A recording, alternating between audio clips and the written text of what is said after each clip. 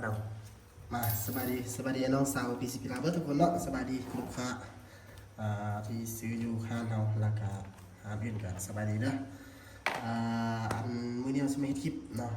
พอดีอันนี้เป็นเฮ็ดคลิปอัปเกรดวาล์วให้ลูกค้าเนาะแล้วก็พอดีเลยสิมาเฮ็ดคลิปสอนลูกค้าผู้ที่เป็นมือใหม่เนาะผู้ที่ยังบ่ฮู้เนาะ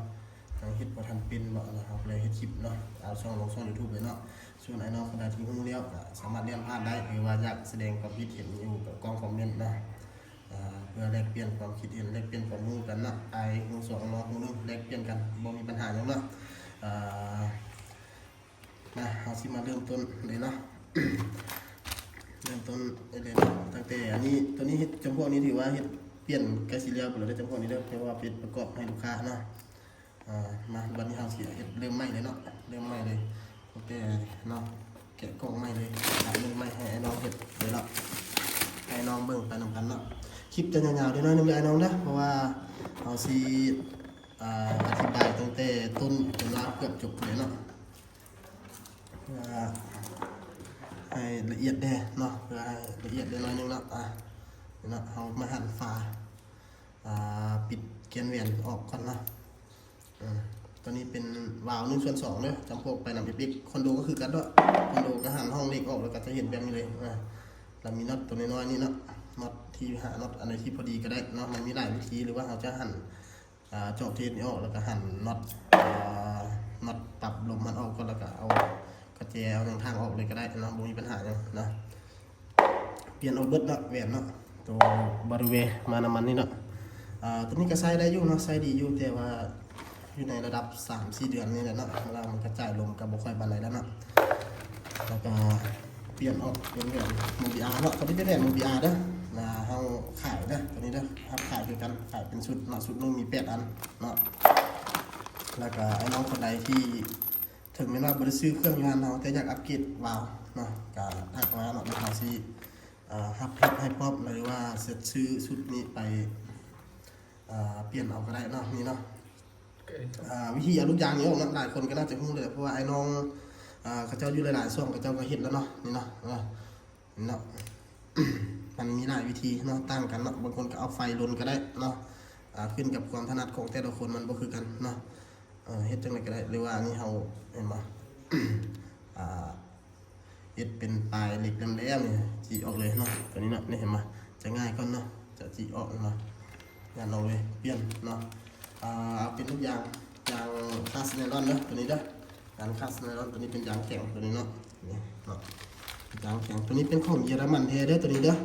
เป็นของเยอรมันแท้เด้อบ่แม่นของเกาหลีแล้วก็บ่แม่นของจีนนี่เนาะเปลี่ยนใช่เลยเนาะเปลี่ยนใช่เลยเนาะเปลี่ยนใช่เลยเนาะเปลี่ยนใช่นะขั้นตอนนี้ยากต้องถนัดมือนิดนึงตอกลงนะตอกลงนะจังสิเลยนะตอกลงแล้วเอากระดาษทรายตีเลยเนาะแต่ว่าเราจะข้ามละขั้นตอนนี้เนาะเอากระดาษทรายตีไอ้น้องคนใดจะให้มันเลี่ยนเนาะหยอดน้ำใส่กระดาษทรายเด้อกระดาษทรายเอาตัวที่อ่อนที่สุดอ่อนสุดแล้วยังไม่พอเนาะอ่อนสุดแล้วยังไม่พอเรามีวิธีอีกต่างหากเนาะ นี่เนาะเลี้ยงแหวนไหมวิธีเลี้ยงแหวนเนี่ยวิธีเลี้ยงแหวนเนาะสิบอกให้ไอ้น้องรู้เลยเนาะย่างมันจ่ายลมไว้เนาะต้องเลี้ยงกันเลยเลี้ยงอ่อนเลี้ยงทั้งไหนเนาะก็คือ1เฮ็ดให้มันห่างที่สุดเนาะคันที่ที่สุดเฮ็ดจังซี่นี่แข็งที่สุดเนาะจ่ายลมซะแต่ว่า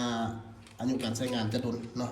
เพราะว่ามันแข็งเนาะอันนี้เราเลี้ยงแข็งเนาะเขาเลี้ยงแข็งเนาะ2 วัม 2 หงาย2 วัม 2 หงายหรือว่า1 วัม 1 หงายแล้วก็2 วัม2 หงายแล้วก็1 วัม 1 หงายเนาะเลี้ยงแหวนมันมีหลายวิธีด้วยน้องเด้อเบิ่งเอาเพราะว่าวาล์วแต่ละวาล์วนี่มันบ่คือกันเนาะแล้วก็ลูกยางเนาะเปลี่ยนเป็นลูกยางFBR 09เนาะเปลี่ยนให้เลยเนาะตัวนี้เนาะ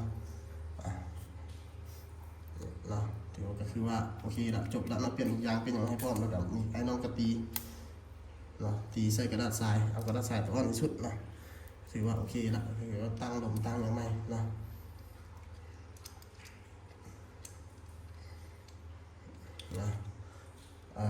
ตัวนี้เป็นของลูกค้าเด้อรับเฮาอัปเกรดให้ลูกค้าเบิดเด้อ หรือว่าลูกค้าจะไปอัปเกรดเอาก็ได้เพื่อหาประสบการณ์เนาะตัวนี้เลยถือว่าโอเคเนาะก็ถือว่าไปแล้วเนาะแล้วก็น้องอยากให้เพราะว่าเขาไปจากเฮ็ดทางเขาสิเฮ็ดเป็นตีใส่กระดอกใส่กระดาษทรายมันสิเป็นคลิปยาวเนาะมันไอ้น้องต้องไปกันลงเฮ็ดจังค่อยได้เนาะเพราะว่าเบิ่งคลิปมันก็เป็นภาคส่วนเป็นแนวทางนึงเนาะบางคนนั้นปรับวาล์วเกะวาล์วก็ยังบ่เป็นเนาะเกะวาล์วก็ยังบ่เป็นเนาะอันไขวาล์วไขหยังก็ยังบ่เป็นเนาะเพราะฉะนั้นเนี่ยเอาเฮ็ดคลิปนี่ก็อาจจะบ่ละเอียดปานใดเนาะแต่ว่าก็เป็นแนวทางให้ไอ้น้องมือใหม่ได้ค่อนข้างหลายตึบแล้วเนาะส่วนไอ้น้องคนใดที่รู้แล้วมีประสบการณ์แล้วเนาะอยากตึบว่าคิดเห็นก็ทักมาคอมเมนต์ก็ได้เนาะคอมเมนต์แสดงความคิดเห็นอยู่กล่องคอมเมนต์บอกเนาะบ่เป็นอย่างเนาะเฮาแลกเปลี่ยนความรู้กันอายฮู้2น้องฮู้1คือจังเฮาเว้าเนี่ยเนาะบ่มีไผเก่งเหนือไผดอกเนาะขอบใจเด้อ